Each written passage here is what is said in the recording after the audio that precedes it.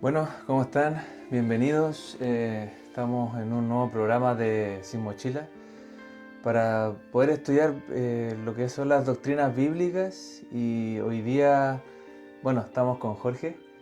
Eh, Hola. Bienvenido, así que vamos a ver un tema muy genial que es lo que es la aventura de fe. Un distintivo muy importante dentro de lo que es el movimiento. Cómo se inició todo, vemos cómo también el movimiento se extendió a través de lo que era la aventura de fe, ¿cierto? Muchas iglesias Sí, fueron apareciendo y el Señor usó a personas sencillas y humildes, sí, ¿cierto? sí. Así que hoy día vamos a ver este tema y quería leer un versículo que es como la base de lo que vamos a tratar hoy día. En Hebreos 11:6 dice lo siguiente: pero sin fe es imposible agradar a Dios, porque es necesario que el que se acerca a Dios crea que le hay y que es galardonador de los que le buscan. Entonces podríamos preguntarnos lo siguiente: ¿qué significa vivir por fe? Mira, una cosa ahí que tú dijiste muy interesante, he tenido la oportunidad dos años consecutivos de hablar con Bill Gallatin, que fue el que estuvo en los inicios del movimiento, que cuando estaba esta carpa también gigantesca ahí en esa zona de California. Y en realidad él nos contaba que en un principio fue una fue toda una obra del Espíritu Santo. O sea, él nos decía que incluso que cuando eso que tú dices que que se expandía de esta manera, decía que porque eran hippies, algunos ni siquiera no habían terminado su enseñanza secundaria. Entonces, cuando se convirtieron, empezaron a trabajar habían algunos que eran un poco más educados, pero trabajaban en, en estas cosas de echar benzina, gasolina, y que de repente se juntaba un grupo y decía, oye, ¿sabes qué? Me voy a cambiar a tal comuna o ciudad. Y oraban y esto empezaba. Y esto se fue dando de una manera muy fluida, porque claramente no había todavía una estructura, ¿no? Yo creo que ni siquiera sabían ellos lo que esto se iba a extender tanto. O sea, entonces, ¿qué es lo que era vivir por fe? En el momento era servir a Dios, enseñar su palabra y ganarse la vida de la manera que pudiera ser muy simple, porque como te digo, la mayoría que eran hippies y estaban viviendo fuera, era la contracultura, o sea, Claro. no estudiar, no trabajar. Entonces, cuando se convirtieron, tuvieron que empezar de a poco como a hacer un aporte a la comunidad. Entonces, vivir por fe significa creer en las promesas de Dios, creer que está dirigiendo nuestra vida, y tener muy claro que la obra siempre es del Espíritu Santo, no del hombre, no de una denominación o un grupo, sino que es la obra del Espíritu Santo. Y que el hombre o las personas se ciñen a la dirección del Espíritu Santo. Claro. Sí, pues es importante lo que tú dices porque vemos que como cristianos tenemos que tomar decisiones en nuestra vida y tenemos que tener en cuenta de que eh, las decisiones, si no las tomamos basadas en lo que Dios quiere hacer en nuestra vida, vamos a estar cargando con cosas que al final nos pueden apartar de la voluntad de Dios. Sería genial que todos los creyentes tuviéramos ese pensamiento desde un comienzo. Porque Claro. yo llegué al Señor en el año 85. En el año 86 ya fui lleno del Espíritu Santo y nací de nuevo, porque antes era como un observador. Y lo que he visto a lo largo de la historia, de lo que he visto, la mayoría de los cristianos no toman en cuenta eso. Así que hay errores, hay enormes errores en el matrimonio, en la forma de encarar la vida, porque es así como tú dices, de esa forma. Claro. Entonces aquí, bueno, podríamos preguntarnos con respecto al versículo que acabamos de leer también al inicio, ¿por qué es importante eh, que tengamos fe en lo que Dios nos llama a hacer, ¿cierto? ¿Por qué es imposible agradar a Dios si no fuera por la fe? Es como pensar en el padre de la fe. ¿Quién es el padre de la fe? Abraham, ¿cierto? Sí. Y Abraham dice que a él creyó y se le contó por justicia. O sea, Dios se le revela, le dice, mira Abraham, vas a tener que dejar tu parentela, y eso no significa solamente... Porque nosotros desde nuestra perspectiva del siglo XXI, o XXII estamos, ¿XXI? Sí. Siglo XXI, desde el siglo XXI tenemos nuestra perspectiva, nuestra forma. Acá en Chile se vive de una manera bastante occidentalizada, nuestra forma de ver las cosas y todo, pero en esa época era abandonar completamente tu vida. Piensa que en esa época las tribus o los grupos étnicos que habían se relacionaban mucho en torno a una cultura, a una sociedad, eran como gregarios. Entonces imagínate, Abraham deja su parentela, deja su familia, deja la sociedad donde vivió, deja las prácticas, porque Abraham era idólatra, Abraham no conocía a Dios, y cuando Dios se le revela, él lo que hace es creerle a Dios. Entonces ese es como el punto, creerle a Dios, aunque algunas veces las cosas parezcan muy... Y generalmente cuando viene de parte de Dios es como siempre como una obra imposible. Así por ejemplo Noé, que también un hombre de fe. O sea, Noé le dijo, oye, hace un barco con tales medidas porque va a llover. Un barco en un lugar que no estaba cerca del mar, y un barco además porque va a llover mucho y voy a inundar el mundo y todo, y nunca había llovido en la tierra. No, pues había un rocío solamente en ese tiempo. Claro, entonces generalmente los pasos de fe es como un poco lo que Santiago Mahaneim. O sea, nosotros nos vinimos con Viviana, hace tiempo que yo estaba orando por Santiago, y después Dios permitió que llegaras tú, después permitió que primero estaba el Bastián López, que fue el que estábamos siempre conversando y orando, incluso lo conversamos varias veces en Iquique. Entonces, después Dios es el que va poniendo también en la fe de quienes van a estar dispuestos a esta aventura de fe. Por eso que el nombre aventura de fe, porque es como Dios te dice algo y no ves por dónde. No hay dinero, no hay estructura, digamos como un edificio, sino que te dice, mira, muévete para tal lugar, porque yo estoy contigo. Claro, justamente. Entonces, aquí también podemos ver con respecto a esto cómo diferenciamos cuando hay una presunción a lo que es realmente lo que Dios nos llama a hacer por fe. Oye, una excelente pregunta, y una pregunta, claro, digamos que me la han hecho varias veces, y cómo realmente diferenciamos y presunción. No hay como una clave exacta. Por ejemplo, estaba conversando con algunos amigos que por un tiempo ellos creyeron que Dios los estaba llamando a un ministerio, pero que después no fue así. Eso se terminó y se tuvieron que devolver de ahí, en el aspecto del paso de fe que habían dado. Entonces, pero ellos estaban muy seguros que Dios los estaba enviando a eso. Yo creo, esto es una opinión personal, y lo que he visto y lo que creo también, y he aplicado también cuando empezamos en Iquique, que muchas veces las personas, uno como pastor, uno puede ver, si alguien te dice algo, uno puede ver y vislumbrar, en realidad Dios no lo llamó a eso. Pero generalmente nosotros actuamos porque queremos algo, oramos y estamos viendo señales por todos lados que Dios nos está enviando a eso. Claro. Entonces, ¿cuál es la presunción? Que tú tengas tantas ganas, y eso está bien, anhelas algo bueno, pero lo que tenemos que tener claro es que si hay un ministerio tiene que haber un pastor, y cuando uno da un paso de fe tiene que tener esa plena convicción del Espíritu Santo que Dios te llamó. Por eso que te digo que es una delgada línea, porque la presunción es posiblemente que tú digas, no, si Dios me llamó a esto. Y yo he visto muchas veces, de hecho en Iquique cuando llegamos habían varios nuevos ministerios, y algunos que estaban con harta ayuda económica, y después se desaparecieron.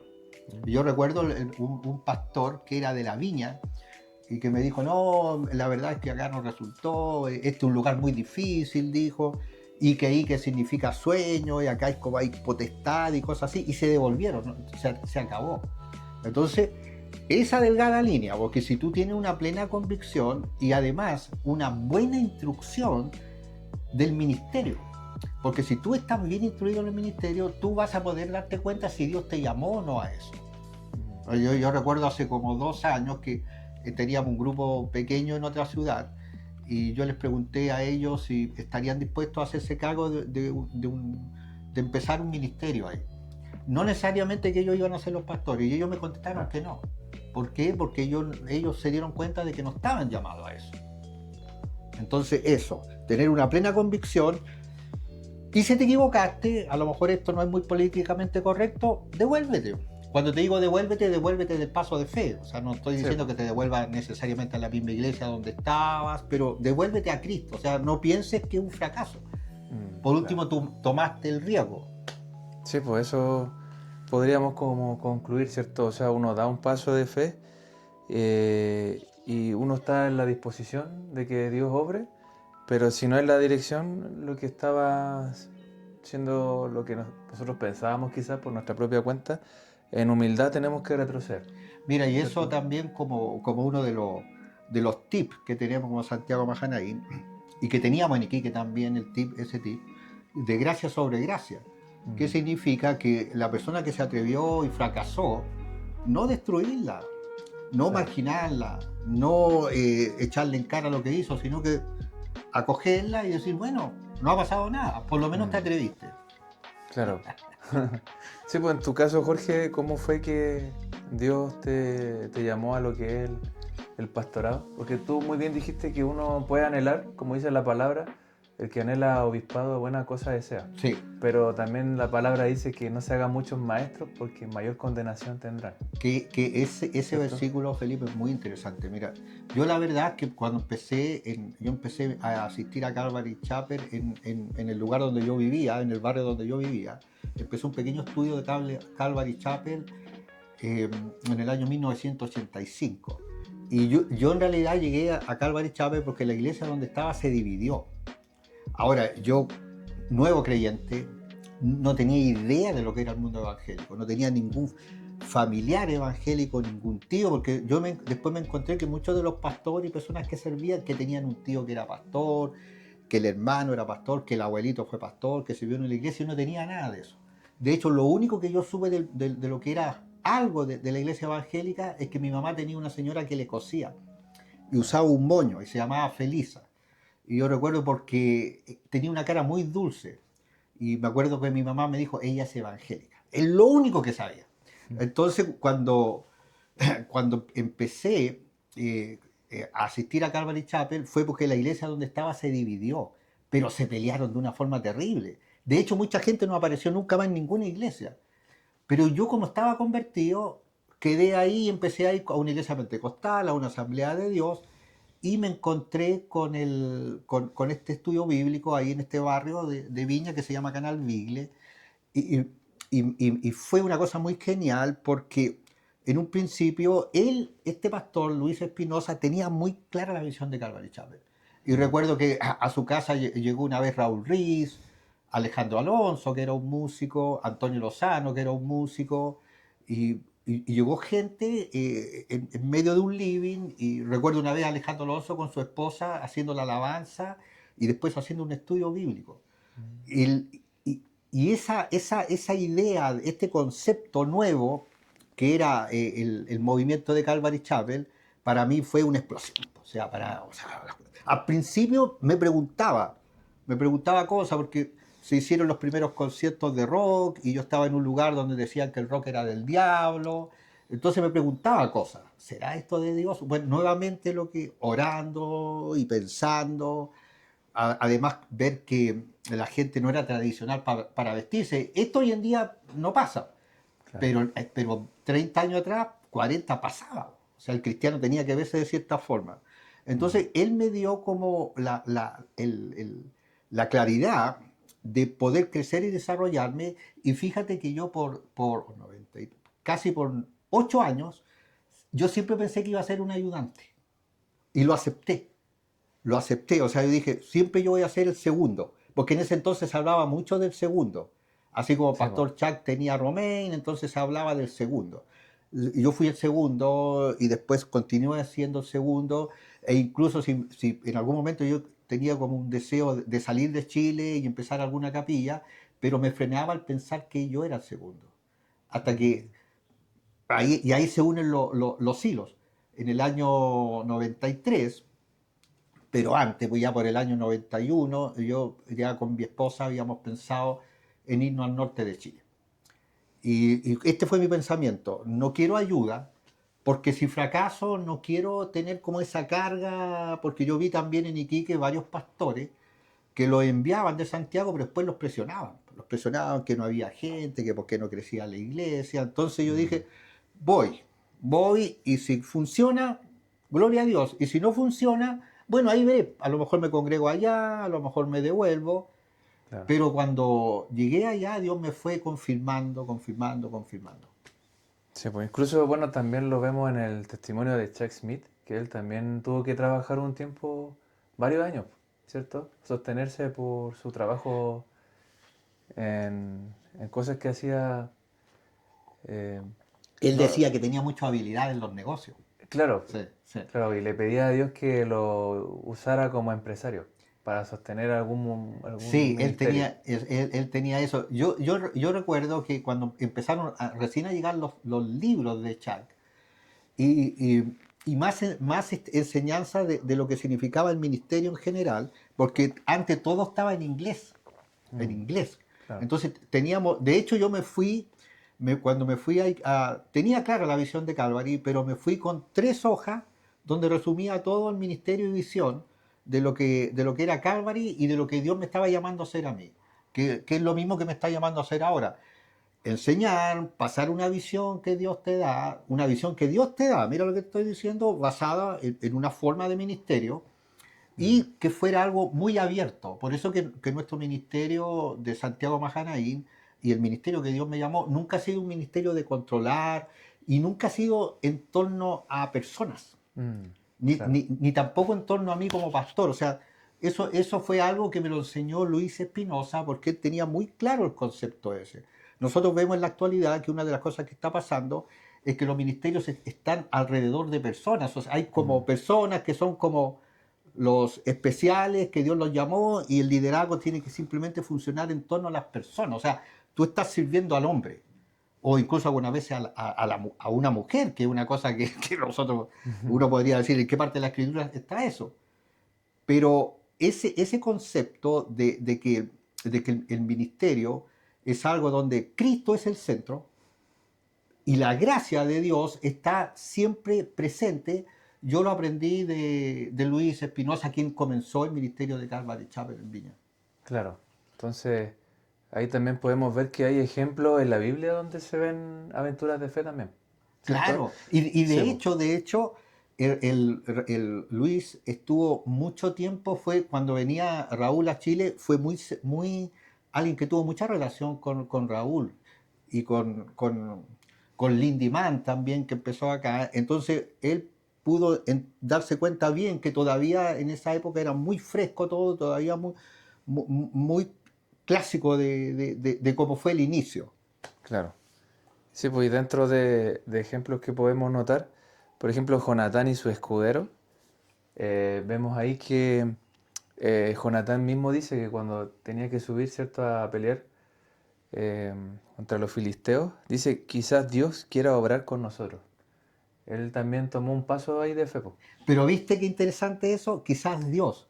Claro. Mira, es muy interesante esto y realmente genial cuando podemos ir viendo lo que la escritura dice y de acuerdo al contexto y de acuerdo a la obra espiritual que Dios, por medio del Espíritu Santo, que Dios quiere hacer en todas las épocas. Mm, Cuando yo me fui a Iquique, se fue conmigo alguien que se suponía me iba a ayudar. ya. Hacía alabanza, era talentoso en su música. Mm, Tocaba guitarra, tocaba teclado, tocaba saxo. Y era bastante engreído, sí. Pero era más joven, mucho más joven que yo, y era como engreído, así como que yo la sé toda y voy a ganar y en un momento va. Y cuando llegamos allá y vimos la realidad, que en esa época, bueno, tú eres quiqueño, en los años 80, ¿te acuerdas que era muy caro, que había pocas casas, estaba lleno de gente mm, y que te arrendaban incluso piezas por precios exorbitantes y te pedían 6 meses de garantía? Entonces el dinero que yo llevaba y que llevábamos, oh, vi la realidad y fue el primer golpe. O sea, primero que, por ejemplo, por la casa que yo arrendaba en Viña, que era una casa bastante buena, cómoda, incluso bonita, allá con suerte podría arrendar 2 piezas. 2 piezas. Entonces, wow, el primer encuentro. Entonces ahí donde uno empieza a pensar, y de hecho yo lo pensé, me equivoqué. Me equivoqué, voy a traer a mi familia a la locura, acá es carísimo, había renunciado a mi trabajo, entonces empieza es como Jonatán. Pero ¿qué pasó con el joven que yo llevé? Ahí Jonatán dice que él quiere, Sí, po. pero dice, vamos a ver si está Dios con él. No es algo no espiritual pensar así, porque tú puedes tener una convicción, pero te vas a encontrar siempre con los gigantes que quieren impedir. Sí, po. Y el joven con que yo me fui, a los 3 meses que vivimos juntos, vivimos juntos, arrendamos juntos una casa, juntamos los dineros, a los 3 meses se quería devolver. Y yo lo convencí para que se quedara. Pero a los 6 meses se devolvió. Y ahí aprendí una lección, Felipe, una lección que la aprendí. De ninguna manera voy a presionar, ni a manipular, ni a amenazar a alguien para que siga algo que Dios no lo llamó a hacer. Y además, si la persona no tiene ningún interés, bueno, que se devuelva. Pero yo en esa época me esforcé mucho para que se quedara. Claro. Ahora después la vida de él fue bastante penosa porque se apartó totalmente de Cristo y cometió una serie de errores en su vida, pero eso es como la presunción, lo que la presunción. Él presumió que era un gran hombre de Dios porque vivía con sus padres, tenía su trabajo, tenía como buen pasar, pero a la realidad de la guerra espiritual no estuvo a la altura de Jonathan. Sí, pues, sí, lo que tú mencionas igual es como tener una precaución y discernimiento del Espíritu Santo, ¿No? ¿cierto? Sí, sí, sí. No Sí, lanzarse así por sí, así. sí, sí, sí, exacto. Claro. Aquí también podemos ver algunas preguntas profundas con respecto a esto. O sea, podemos reflexionar qué tipo de corazón busca Dios para mostrar su poder, ¿cierto? Buenas preguntas, Felipe. Este es Felipe. Estas son las preguntas que... sin filtro. Esto sin filtro, ¿se dan cuenta? Yo creo que un corazón humilde. Humilde, humilde siempre. Mira, incluso muchas veces nosotros podemos ver personas que parecen humildes en su forma externa, incluso algunas veces en su manera de hablar o de moverse, pero hay un corazón que no es humilde. El corazón humilde está dispuesto a perdonar, está dispuesto a aceptar que se equivocó. Un corazón humilde, así que realmente entienda que somos vasos de barro y que estamos en las manos del alfarero y que esto se trata de Jesucristo, o sea, no se trata de personas, Mm, no se trata de una estructura, se trata de Jesucristo. O sea, un corazón humilde que quiere honrar a Jesucristo es como la base principal. claro. Sí, porque ahí uno se detiene, ¿cierto? Y cuando pone todo delante del Señor y dice, Señor, ¿qué quieres hacer conmigo, ¿cierto? Realmente me pongo a tu disposición. Eso exactamente. ¿Te acuerdas? Yo siempre me analizaba cuando estaba en la iglesia ahí en Viña, cuando recién me convertí, que había una canción que decía algo así, envíame aquí, la canción decía, heme aquí, envíame a mí, Mm, pero yo me di cuenta después, al poco tiempo, que las personas cantaban eso, incluso con fervor, pero no estaban dispuestos a eso. No, claro. no estaban dispuestos. Entonces yo decía, acá se canta una mentira. ¿Cuántas? Ya, si en la iglesia donde estaba, habrían 100 personas. ¿Cuántas de estas personas están cantando algo que si Dios le dijera, ya, te voy a enviar a ti, lo harían? Y te Mm, puedo asegurar que era la mínima cantidad. claro. Y bueno, con respecto a lo que tú también mencionas, de tener un corazón humilde, también hay que tener la humildad para dejar algún proyecto que Dios no nos llamó a hacer, ¿cierto? Bueno, Tener, nosotros hemos vivido acá con Felipe, que estamos del principio acá, que fue una cosa bien, bien loca, porque él fue uno de los líderes allá en Iquique y él tenía, ¿te acuerdas que hacíamos 2 estudios bíblicos los domingos en la mañana? sí, po, El sí, sí, segundo me acuerdo. estudio bíblico lo hacía él. Y yo creo que hemos aprendido un montón ahora acá, lo que significa vivir en fe, dar pasos de fe, aventura de fe, el ir por un lado y que Dios nos diga paren ahí, tienen que ir por otro lado, y ahí Claro. está el otro tip nuestro que es flexible. La iglesia tiene que ser flexible, o sea, si estás buscando algo donde en realidad lo que quieres es hacer tu voluntad, tu forma de ver las cosas, y no estás dispuesto a que Dios te guíe a lo que Él quiere, claramente vas a tener más dificultades. Mm, sí, pues justamente. Entonces, aquí vemos que como conclusión, ¿cierto? Dios está buscando hombres y mujeres que estén dispuestos a decir, aquí estoy, Señor, ¿o no? Eh, mira, eso es como, es una reflexión incluso, porque acá estamos, esto que tú estás preguntando es parte de los distintivos de Calvary Chapel, ¿cierto? Sí, Sí, sí. Esos son los distintivos de Calvary Chapel. Si tú te das cuenta que yo creo que es el gran problema, no solamente de Calvary Chapel, sino que el gran problema de la iglesia hoy en día. O sea, alguien me preguntaba, recuerdo que estando en una conferencia en Trujillo, eh, yo estaba con José Luis, y alguien nos preguntaba qué pasaba en Chile con los jóvenes. Entonces nosotros le decíamos que en Chile habían pocos jóvenes cristianos. En general en la iglesia habían pocos jóvenes cristianos, que en Calvary Chapel casi no habían, porque los que eran jóvenes ya tienen 40 años, tú eras joven, o todavía. Entonces nosotros le decíamos que en realidad la gran problemática que había es que los papás tampoco querían que se involucraran más allá en los ministerios, porque los papás que llevaban a sus niños a las congregaciones o a las iglesias, más que buscar que Dios los tratara con ellos, era como protegerlos del mundo.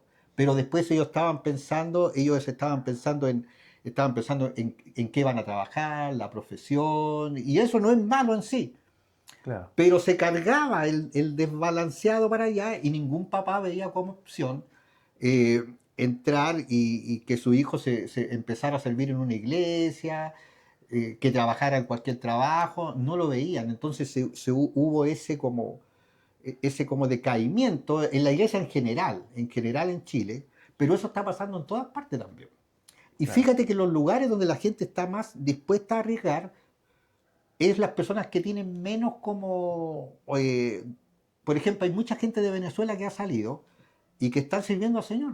Mm, Entonces uno piensa en las estructuras humanas, la estructura de Dios, quienes arreglan las vidas en el Medio Oriente predicando, quienes están plantando iglesias de manera bien sencilla. Cuando hablamos de plantación de iglesias, hablemos de una iglesia como personas, ni siquiera con edificios. En África, en China, que tienen que hacer las cosas escondidas. Entonces siempre está ese fondo en el cual nosotros tenemos que de alguna manera entender, y eso es para todos, no solamente para el liderazgo, mm, el negarse a sí mismo. claro. El negarse a sí mismo. O sea, yo creo que tú también, o sea, en tus proyectos, imagínate, yo creo que es lo mismo, ¿cierto o no? Sí, pues justamente, cuando también me vine acá a Santiago, también fue una aventura de fe, po. Muchos me decían, oye, ¿por qué no averiguaste? ¿Por qué no tenías un trabajo como ya preparado para llegar? Y claro, pues el Señor puso esa Ah, te convicción. viniste sin tener trabajo. Sí, pues lo busqué aquí mismo Bueno, en... eso es precisamente, por Felipe, lo que es una aventura de fe. Y alguien podría decir, pero eso es como demasiado improvisado, pero yo lo hice igual cuando me fui de Iquique. Mm, De hecho, no quería trabajar en mi calificación técnica que tengo porque me iba a impedir estar en las cosas de Dios. Pero también cuando llegué allá, llegué sin trabajo. claro, Y bueno, después Dios me fue abriendo puertas para... Después entendí que tenía que volver porque ahora ahí hay una pequeña área donde yo pienso mucho de idealismo, cómo iba a vivir, po, cómo iba a arrendar, sí, tenía esposa, una hija. Entonces, mira, eso es muy interesante. Está el deseo y el corazón. mm, Y de alguna manera Dios hace que des ese salto, por eso se llama aventura de fe, sí, donde incluso dentro del mundo cristiano te van a decir, ¿cómo estás haciendo eso? Porque a mí me lo dijeron. Oye, ¿cómo estás haciendo eso? Dejaste tu trabajo. Además me vine en un tiempo que no había mucho trabajo. Tu esposa también dejó tu trabajo. Mi papá, ¿para qué te cuento? Mi papá, que yo no viví con mi papá, pero después nos hicimos amigos. Para mi papá eso era una locura, que no tenía pie ni cabeza. ¿Entiendes? O sea, pero es una aventura de fe. O sea, que incluso hasta el mundo religioso que te puede rodear, hasta te puede decir, oye Felipe, ¿cómo vas a arriesgar eso, viejo? ¿Por qué no buscas un trabajo acá? Está siempre esa delgada línea y por eso se mm, llama aventura de fe o paso de fe. claro. Sí, pues, o sea, cuando uno quiere hacer la obra del Señor, igual hay oposición. Siempre hay Sí, pruebas en sí, medio de como una barrera que impide que tú des ese paso. sí, sí. Claro. Y, y claro, pues aquí también podríamos también preguntar, ¿no es cierto?, a quienes nos escuchan también, Sí. a quienes nos están viendo, si se atreverían también a vivir una aventura de fe, po, ¿cierto? Oye, eso es increíble porque claramente en nuestro país tenemos un déficit de eso. O sea, de hecho, yo escuchaba, por ejemplo, alguna vez escuché de jóvenes que decían que querían dar un paso de fe e irse a otra ciudad, pero estaban pensando en que le pagaran muy bien dinero, en que le arrendaran una casa. Pues, es una aventura de fe, o sea, sí, además es muy bueno trabajar cuando se empieza en el ministerio. Mm, Mira, es muy bueno cuando se empieza un ministerio que empiece de nada. Porque ¿qué pasa cuando el ministerio está formado? Y hay personas que ya en algún momento toman un ministerio formado, tienen un edificio, tienen estructura, porque muchas veces los ministerios que empezaron con esfuerzo, incluso en Estados Unidos, y esto aplica a todas las iglesias, donde personas se arriesgaron y todo, y después cuando eso crece, después la continuidad llega a algo que está listo, está preparado. mm, E incluso algunas veces dicen que lo van a hacer mejor, pero no conocen lo que significa dar realmente un paso de fe. No conocen lo que es la dependencia de Dios. Y muchas veces están esperando eternamente o tratando de luchar por todos los medios posibles para que lo apoyen económicamente y todo. Que no es malo, no es claro, malo, o sea, no te estoy diciendo que sea malo. Pero es bien interesante esto, que esté muy claro dónde está tu dependencia. O sea, porque claramente si nosotros empezáramos algo como Santiago Majanaín en otra ciudad y tuviéramos dinero, claramente ayudaríamos a la persona que da el paso de fe. La ayudaríamos, pero claro. mantendríamos el equilibrio de lo que realmente significa eso. Porque si nosotros solamente vamos a potenciar porque tenemos como algo que nos rodea, un sostenimiento. Por ejemplo, el caso mío y el caso tuyo. Yo me fui sin ninguna ayuda económica Claro. y no tuve ayuda económica. Yo recuerdo que un pastor de Santiago nos mandó 2 veces una caja con víveres y que fue muy bueno porque en un principio era caro, era muy caro allá Mm, y además estábamos solos, o sea, entonces, pero Dios nos sostuvo y sí, nos dio eso tan importante de aprender y tener una claridad, pero así meridional, de que tu sostén es Cristo, es claro. Cristo. En todo momento es Cristo. Cuando tú tienes eso claro, entonces, tal como tú dices, esta oposición que venga, estos gigantes que se levanten, de alguna manera tú vas a poder decir, confío en ti, Dios, estoy en tus manos. Mm, sí, po. Y ahí más que nada como para ir cerrando, ahí si tú le puedes dar un mensaje a aquellos que nos están escuchando, cómo podrías animarlos, ¿cierto? Para que también aquellos que nos ven puedan dar ese paso de fe y que ellos también puedan tener su propia historia. Mira, yo lo primero es que realmente, lo primero, no sé si alguien de aquí que me va a escuchar tiene la idea de empezar un ministerio. Lo primero que yo le diría es que realmente se mirara a sí mismo o a sí misma si es una mujer, en el sentido de que realmente Dios te está llevando a hacer algo. O sea, que si realmente es Dios, no que alguien, mira, porque esto algunas veces pasan cosas como esta, alguien se va a cambiar de ciudad, entonces el líder le dice, oye, como te vas a ir a esta ciudad, entonces ahora tú en esta ciudad empieza un ministerio, te vamos a poner como misionero y ese tipo de cosas. No, no. O sea, que claramente uno tenga ese deseo en su corazón. Y yo recuerdo que cuando me fui a Iquique, yo le dije al pastor y le dije, oye, yo quiero hacer esto. Ya no estaba Luis Espinosa y había un pastor, alguien que yo lo conocía de antes y lo llevé a Calvary y él después era el pastor que quedó después de Luis Espinosa. Y yo le dije, mira, yo quiero, quiero viajar y quiero irme al norte. Y, pero yo tenía la convicción. Entonces, lo que yo te podría decir, si tú realmente quieres que realmente el reino de Dios se extienda, porque mira, una de las cosas que nos enseñaron en Calvary al principio era decir, formar para enviar, formar para enviar, formar para enviar. O sea, tú formas y envías. Y cuando te digo envía, no estoy hablando en un sentido de que tú obligas a alguien a hacer algo, sino que en el sentido de que una persona está dispuesta a ir, entonces tendría que venir el apoyo de la iglesia que está apoyando eso. Entonces, el consejo que te diría es que si realmente estás llamado a empezar algo, un ministerio, o estás llamado a ayudar un ministerio, porque ahí pasamos por alto algo, Felipe. Qué importante que tú tengas a alguien que te ayude en el ministerio y que no estés solo. Y es importantísimo, es importantísimo. No como en el caso mío, que el joven que se fue conmigo estuvo 6 meses, que además ya se dedicó a cualquier cosa menos al ministerio, sino que alguien que esté dispuesto, que conozca tu visión y que esté dispuesto. Entonces mi consejo es que estés muy claro de que Dios te está llamando y que además, para empezar, y esto lo hacía Pablo, también lo hacía Pablo, y él lo dice en las Escrituras, trabajar, o sea, ganarte el sustento de una forma en la cual lo hace todas las personas, porque eso también te va a dar un entendimiento que toda la gente que está empezando algo en un ministerio acá en Chile, y yo creo que la mayoría de Sudamérica, también trabaja, también se esfuerza. Porque imagínate que tú eres pastor y estás solamente dedicado al ministerio, cosa que yo estoy haciendo ahora, y que yo te exigiera a ti, al Bastián o al Pancho, cosas como, oye, a las 5 de la mañana nos vamos a ajustar a orar acá en mi departamento y después se van a su trabajo. Oye, yo sé todo lo que hacen ustedes, además sé que el tipo de trabajo que tienen, que es un trabajo complejo, o sea, no es trabajo sencillo.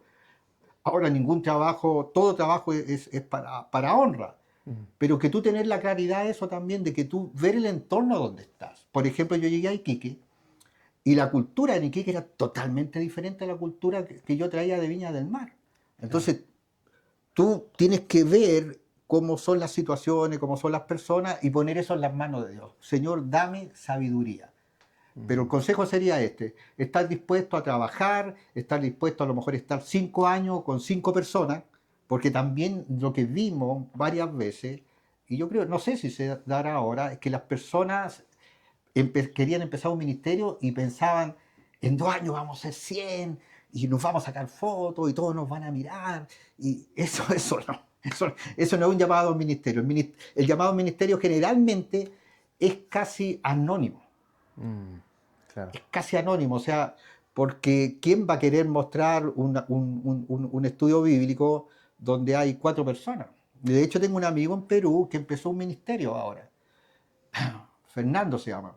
Y empezó empezó su ministerio, su iglesia, y él se está juntando en su casa al parecer. Pero la casa ni siquiera, o sea, la casa es con el living, así como estamos nosotros. Y eso es una iglesia.